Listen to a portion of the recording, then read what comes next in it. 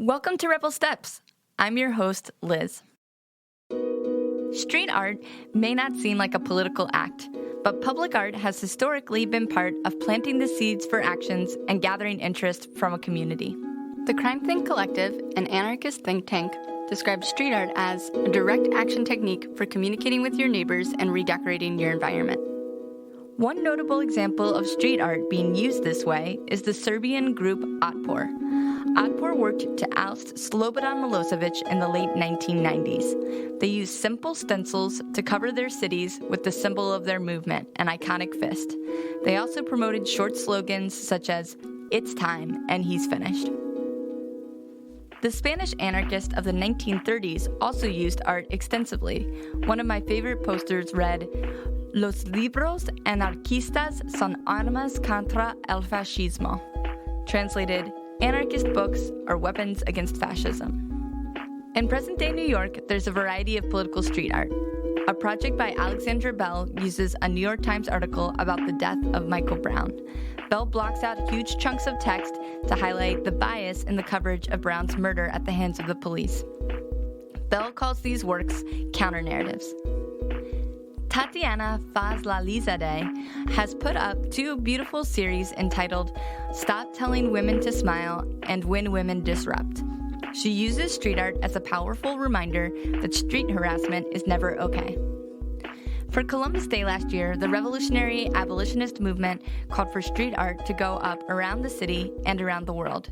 An organizer wrote, "For the occasion of Columbus Day, October 9th, one of the most vile holidays of the year, the revolutionary abolitionist movement is calling for collectives all over the country to take action against this day and in support of indigenous people in the U.S. and abroad who have been victims of colonialism and genocide. We are calling for groups to decorate their neighborhood as they see fit, put up murals, weed paste posters, drop banners, etc."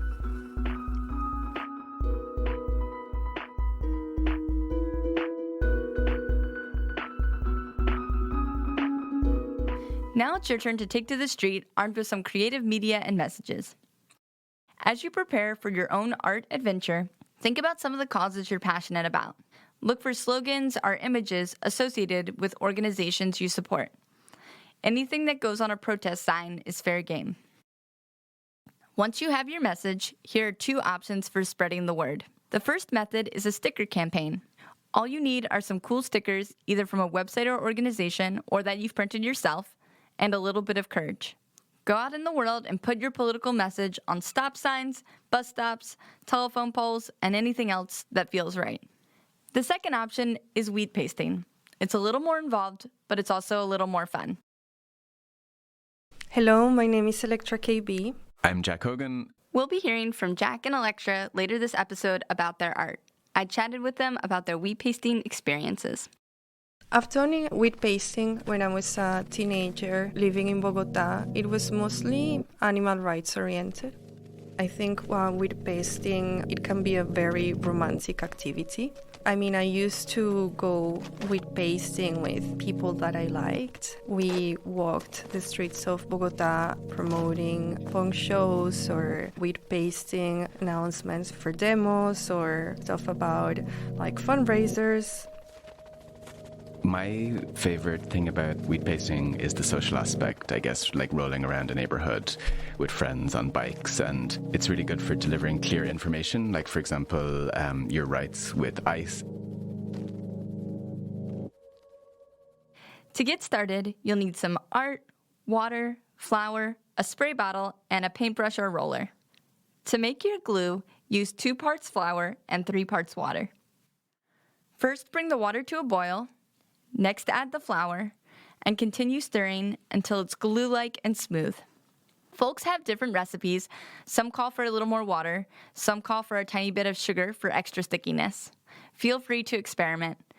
You don't want to keep your glue too long, so use it the day you make it or within the next couple days. Store it in the refrigerator until use. Now it's time to hit the street. Bring a buddy or two to serve as lookouts and grab your art and glue and paintbrush. Find a nice flat wall. Put some glue on there. You can either paint it or use a bottle to squirt it. The poster goes on top. sticking to the glue, then seal it off with another layer of glue. And voila, you've installed some street art.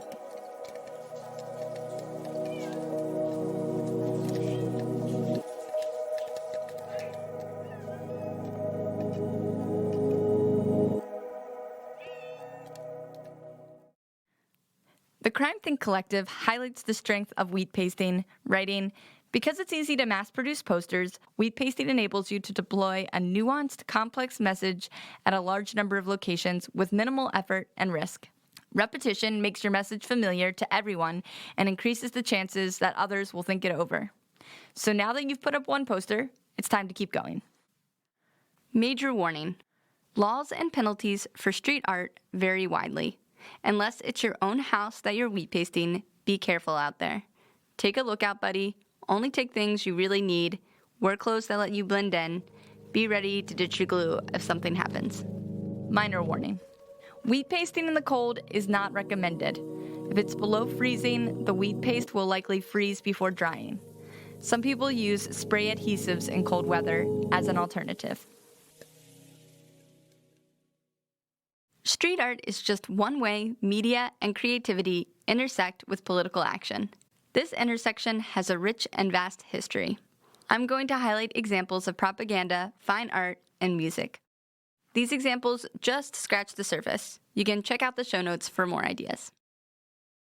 In the mainstream, propaganda sometimes has a negative connotation, but it is often used in leftist circles as a neutral term to describe persuasive media and political art. Smokey, who you heard from in the last episode, likes to talk about organizing as inviting people to get involved. He sees propaganda as a part of that. Propaganda is basically a way to get that invitation out to the people you want it to.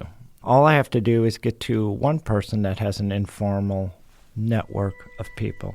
It's up to them then to organize their own group of friends or coworkers. I am a propagandist. That's my main political activity. There are some common types of propaganda you might run into, like wheat pasting, banner making, and zine writing. Smokey pointed out that there's a lot of room for creativity when picking the medium. I believe we need a much broader view. Again, for example, right now I'm focusing on games. I was a writer. I've written a number of books. I've published political magazines. I was one of the editors of the New York City Rat, which was a fairly long-lived anarchist paper here in New York. And all those were mistakes for the most part. The medium itself is wrong. We still go to protests and hand people flyers. We're kind of like 19th century. We also have to develop different mediums and understand how those mediums actually work and whether we want to use them and how we want to use them or subvert them. And, so I think games, video games, things like that are very interesting.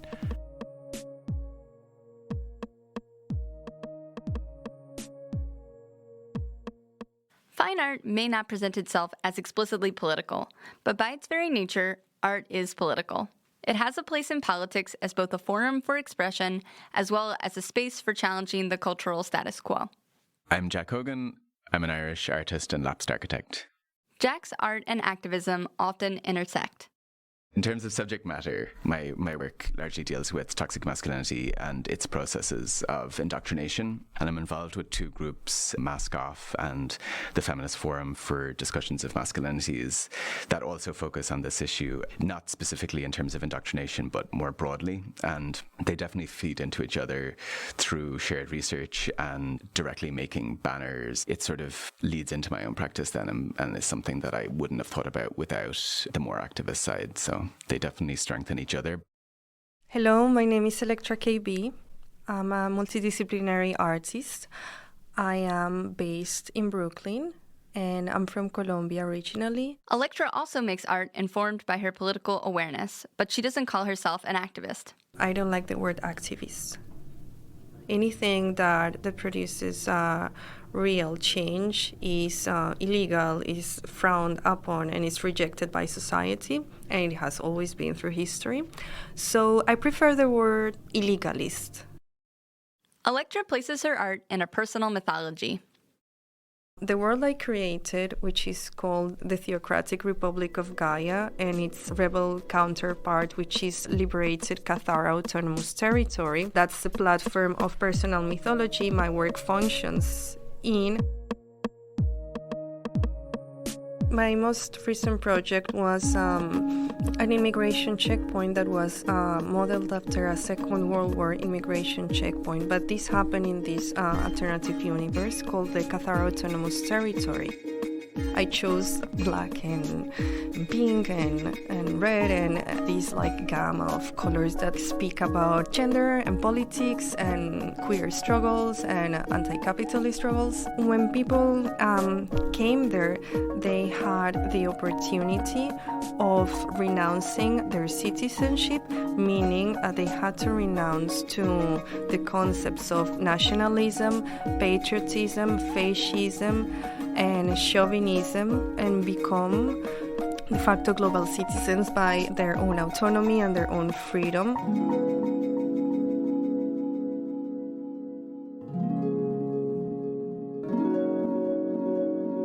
What they received was genderless, stateless passports because they were renouncing not only geographical borders but also gender borders. Apart from being a real functional passport, it was a performance. I would transform into a stateless official of the Cathar Autonomous Territory. I would perform by reading a contract that people had to sign.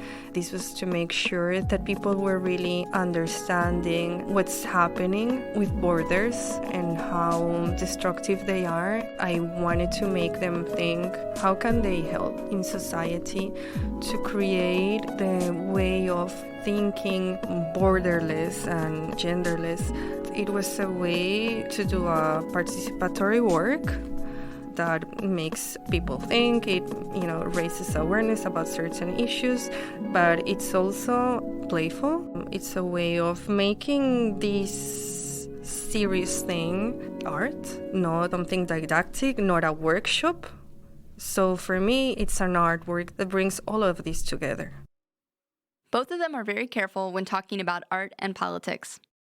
So I think your art practice has to be whatever you can't stop doing. And I think there should be space for everything, especially since there's so many artists in New York in particular.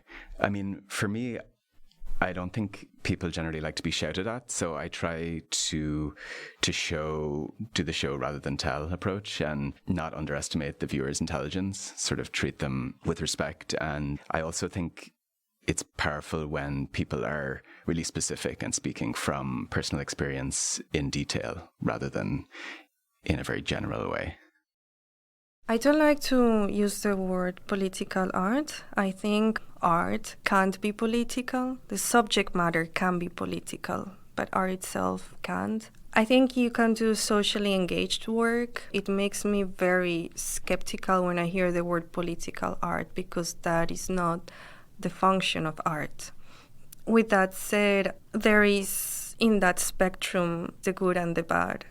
There's a lot of opportunism in quote-unquote political art. There is artists that might take advantage of certain contemporary historical junctions to perhaps advance their career within the system. And maybe they're not part of the politics they are maybe portraying in their subject matters. There is another side of it that are artists that are honest. Much like the title organizer, the term artist sometimes feels like a specialized term, but Jack disagrees. I purposefully went to a free art school. I was keen to go to a free art school because art schools have become this huge business. So I am very interested in artists that choose not to engage with that or maybe go less informal education routes. While a lot of conversations happen in art school that are very helpful, it's maybe good to realize that you're not learning anything in any specific way. So I think it's worth remembering that you can easily achieve that in other ways, and maybe to try, as hard as it may seem, to not be intimidated by that. it's also worth seeing what's come before, which is sort of easily accessed through art school, but can be done independently or with friends, so that you're not trying to like reinvent the wheel, so that you sort of know what people have done, which has really been a lot of my effort since leaving architecture, just like reading up on what happened previously and what people have tried. A lot of art is happening online now. It's easier than ever to make your own art and share it quickly. Here's our producer Amy, who makes internet art. I noticed that when you searched for GIFs on all these social platforms that were around political ideas, or even things like feminism, a lot of them didn't come up with things that I wanted to share or that like were my view, or just nothing came up at all. So I started making political GIFs, and I started making them and tagging them all with like feminism and anarchism and all these, or like resist and the resistance and things like that. So then when you searched for political GIFs, you found these ideas that I wanted to spread. And that started to just be like very effective. So there's now when you search for feminism on a lot of these GIF platforms, you'll find anarchist GIFs, which I think is really cool. And so then once I started doing this, I really wanted to share this idea and this skill with other people. So I put together a GIF workshop where I taught people how to make their own animated GIFs. People have been creating GIFs and uploading them, and that's been really fun and cool to have shared that with people and see them making more things than I could have made on my own. All types of art have a complicated relationship with the ultra-wealthy, whether under the influence of kings, the church, or the 1%. In all these cases, art has been used to control culture, and by extension, society. Currently, fine art is being used as a way to store wealth, becoming almost purely a commodity. The art market is so easily manipulated. Art is at a certain level now equal to money. I mean, people just use it straight up as currency. So taking cash out of precarious economies and putting it into certain art is just a way of keeping money safe. And then if you have enough people who can afford the same work, you can easily artificially rise the value of the work. So there's a lot of art advisors that are advising a lot of different rich people who can tell them all to buy the same artist, and then that artist will become much more valuable at auction. Around the world, there's like duty-free art ports where there's no tax on the work, and they're currently planning to build one in Harlem, and I think there's currently one in Geneva. But when art is sold at auction, most of the time it just moves within these ports to a different rich person's storage area. So most of that art is never seen in the world. It's just moved around in the same way that gold might be moved around in a vault. From writing a song to organizing a benefit show, music is also political. Well, I woke up this morning with my mind.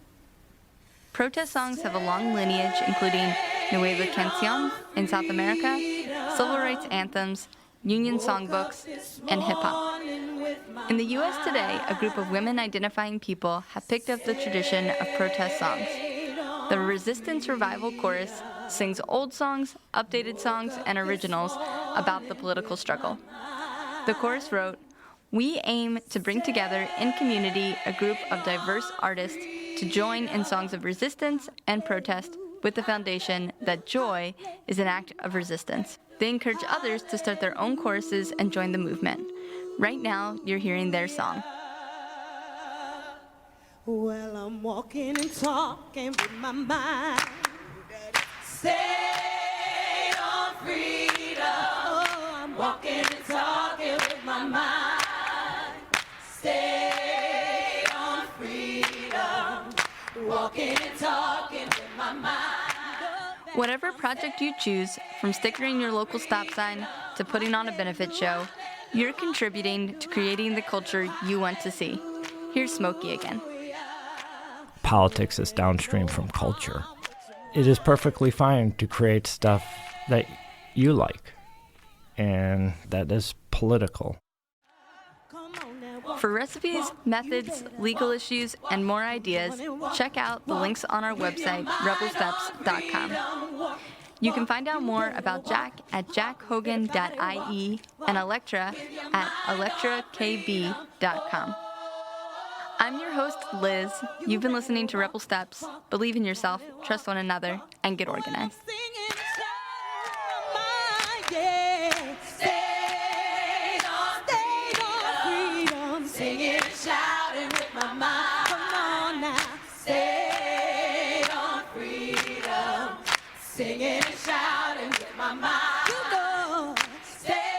This episode was written, edited, and produced by Amy and myself. Music for this episode was kindly gifted to us by Morgan Foose and the Resistance Revival Chorus, and also includes a few songs that I created. Special thanks to our interviewees, Smokey, Jack, and Elektra, and their organizations. Hallelujah. Hallelujah. Hallelujah.